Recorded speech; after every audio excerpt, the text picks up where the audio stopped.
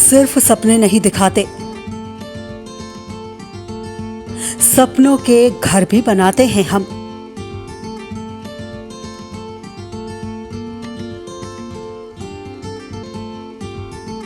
इरादे हो उड़ने के तो हौसलों को पंख लगाते हैं हम।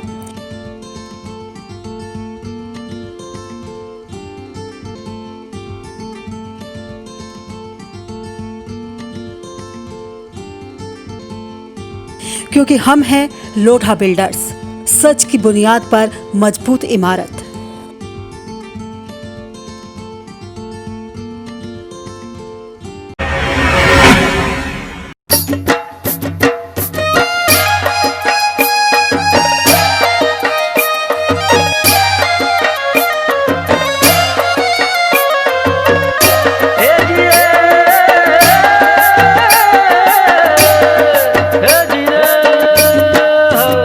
लाइव 24 की तरफ से आप सभी देशवासियों को शारदीय नवरात्रि की ढेर सारी शुभकामनाएं। नमस्कार, आप देख रहे हैं इंडिया लाइव 24। आपके साथ मैं हूं राखी खंडोरी। हाजिर हूं तमाम खबरों के साथ। तो चलिए करते हैं खबरों की शुरुआत। बिहार में चुनावी सरगर्मी तेज है। ऐसे में भागलपुर हवाई अड्डे में प्रधानमंत्री नरेंद्र मोदी ने एक चुनावी जनसभा को संबोधित किया। इस दौरान उन्होंने विपक्षियों पर जमकर निशाना साधा। उन्होंने कहा कि नीतीश सरकार के शासनकाल में बिहार में बहुत बड़ा बदलाव हुआ है। इस दौरान पीएम मोदी ने भारत सरकार की कई योजना का बखान करते हुए फिर से एनडीए गठबंधन को बिहार में सरकार बनाने और एनडीए गठबंधन के पक्ष में मतदान करने की अपील की। वहीं इस दौरान सीएम नीतीश कुमार ने अपने संबोधन में परिवारवाद के बहाने विपक्ष पर भी करारा प्रहार किया। उन्होंने कहा कि उनकी सरकार में बिहार के हर वर्ग और समुदाय के बिना किसी भेदभाव के उन्होंने काम किया है। इसके बाद देश के प्रधानमंत्री नरेंद्र मोदी गया के ऐतिहासिक गांधी मैदान में चुनावी सभा को संबोधित करने पहुंचे, जहां भाजपा के वरिष्ठ नेताओं ने उनका स्वागत किया। इस दौरान प्रधानमंत्री नरेंद्र मोदी ने कहा कि बिहार का चुनाव 2 कारणों की वजह से अहम है। एक तो कोरोना के बीच दुनिया का पहला बड़ा चुनाव है, जहां इतनी बड़ी तादाद में मतदान होना है। इसलिए खुद को सुरक्षित रखते हुए बिहार लोकतंत्र को कैसे मजबूत करना है, इस पर सबकी नजर है। ये चुनाव बिहार में इस दशक का पहला चुनाव है। एनडीए की जीत के साथ ही ये चुनाव बिहार की भूमिका को और भी अधिक मजबूत करेगा। इंडिया लाइव 24 के लिए भागलपुर से श्यामानंद के साथ गया से संजीव कुमार सिन्हा की रिपोर्ट। भाई और बहनों, भागलपुर सहित बिहार के अनेक शहर और व्यापारिक केंद्र गंगा जी के किनारे बसे हुए हैं। आज हल्दिया और वाराणसी के बीच वाटरवे पर व्यापारिक जहाज तो चलने ही लगे।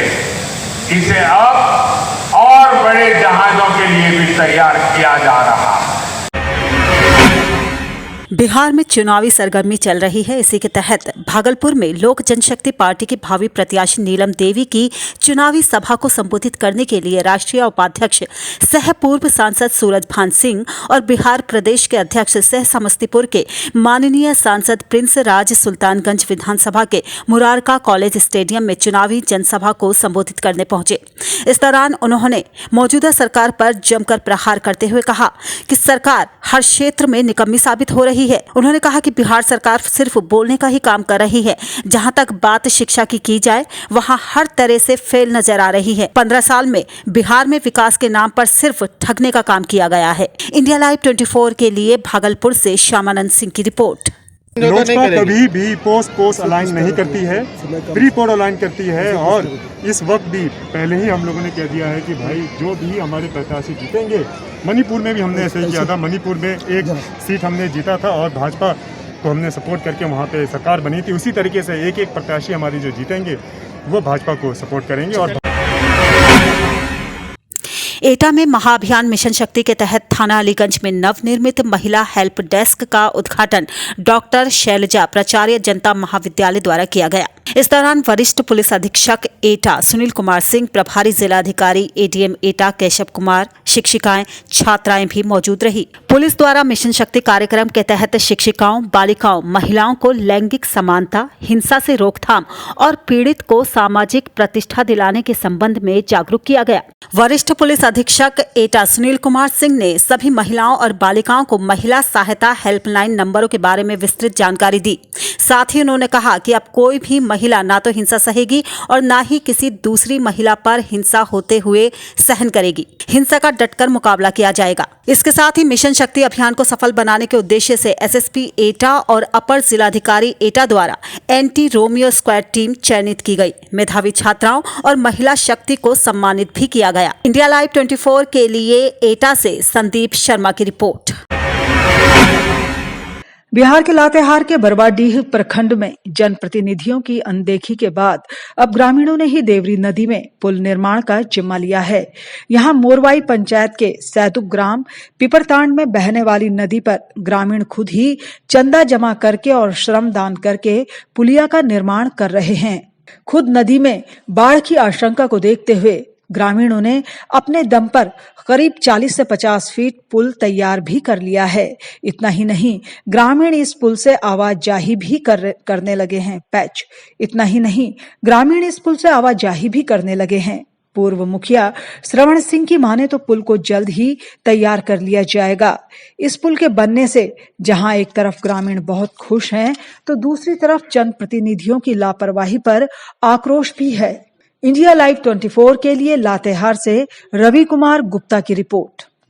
मुख्य सड़क से जोड़ता जो लातेहार यहाँ से जाती है बरवाडी होते हुए, बरवाडी से लातेहार दोनों तरफ से जोड़ती है, जो यहाँ से लातेहार जाती है। इसका निर्माण खुद से हम लोग कर रहे हैं। तो यहाँ बहुत सा समस्या है। बाढ़ के दिनों में यहाँ आम जनों को खतरा रहता है। इसी वजह से एक आदिम जनजाति परिवार की बच्ची बह कर मर गई है और इस पार से उस पार मतलब एक दूसरे का बरसात के दिनों में लगाव कट जाता है, तो बहुत काफ़ी परेशानी है। इसलिए हम लोग अपने बिना कोई सरकारी सहायता के स्वयं से मतलब श्रमदान करके। और इसी के साथ यहाँ पर वक्त हो चला है एक बहुत ही छोटे से ब्रेक का, लेकिन आप कहीं जाइएगा नहीं, हम जल्द हाजिर होंगे।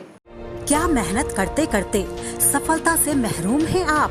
क्या हर रोज जिंदगी के नए नए इम्तिहानों से परेशान हैं आप? करियर की उलझन से, रिश्तों में अनबन तक, मंगल के दोष से, राहु के कोप तक, शनि की ढैया से केतु के कष्ट तक अगर कर रहे हैं आपको परेशान, तो हम ढूंढेंगे आपके लिए समाधान।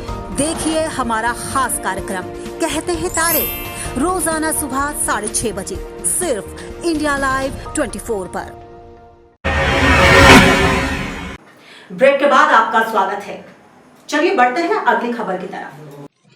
उत्तराखंड का उधम सिंह नगर ऐसा जिला है जो मैदानी भाग कहलाता है। मैदानी क्षेत्र होने की वजह से यहाँ जंगली जानवरों का खतरा ना के बराबर होता है, लेकिन कोरोना के चलते जिले के काशीपुर क्षेत्र में जंगली तेंदुओं को बेखौफ घूमते देखा जा रहा है। लेकिन कोरोना के चलते जिले के काशीपुर क्षेत्र में जंगली तेंदुओं को बेखौफ घूमते देखा जा रहा है। दरअसल कोरोना महामारी की वजह से काशीपुर की सड़कों में भीड़ भाड़ काफी कम है, इसलिए कारबेट के जंगलों से निकलकर खूंखार तेंदुए सड़कों पर मस्त होकर घूम रहे हैं। 2 महीने पहले ही तेंदुए को शहर के कई इलाकों में देखा गया। सूचना मिलने पर वन विभाग की टीम ने तेंदुओं को पकड़ने के लिए यहां के डिग्री कॉलेज और IM में पिंजरे भी रखे थे, लेकिन तेंदुए पकड़े नहीं जा सके, जिससे इलाके के लोगों का डरना जाहिर सी बात है। हालांकि वन विभाग का कहना है कि वो तेंदुओं की घुसपैठ के चलते पूरे इलाके में नजर रखे हुए हैं। इंडिया लाइव 24 के लिए काशीपुर से जुगनू खान की रिपोर्ट। जो हमारे लॉकडाउन हुआ था, लॉकडाउन में ऐसा कि वाहन की आवाजाही बहुत कम हो गई थी। जंगल से जो भी मतलब जो जानवर था तेंदुआ वैसे भी जो होता है ग्रामीण क्षेत्र का आसपासी तेंदुआ रहता है। और आजकल जो गन्ना है और गन्ने के खेतों में और जो आसपास जिन्हें भी धान रहेगा तो उसमें तेंदुआ छुप जाता है, जिस कारण वो मतलब आसान शिकार उसको कुत्ता और ये लोमड़ी मिल जाते हैं, तो इसलिए वो मतलब। राजस्थान में बूंदी के संभागीय आयुक्त केसी मीना टेल क्षेत्र में बहने वाली नहरों का जायजा लेने पहुंचे। इस दौरान सिंचाई अधिकारियों का अमला भी उनके साथ नजर आया। खास बात यह थी कि उन्होंने अधिकारियों को जल्द ही टेल क्षेत्र में पानी पहुंचाने के निर्देश दिए। इस दौरान पंचायत सदस्यों ने संभागीय आयुक्त को अपने क्षेत्र की समस्याओं के बारे में भी जानकारी दी। इंडिया लाइव 24 के लिए बूंदी से राकेश नामा की रिपोर्ट। और फिलहाल इस बुलेटिन में बस इतना ही। दीजिए इजाजत, नमस्कार।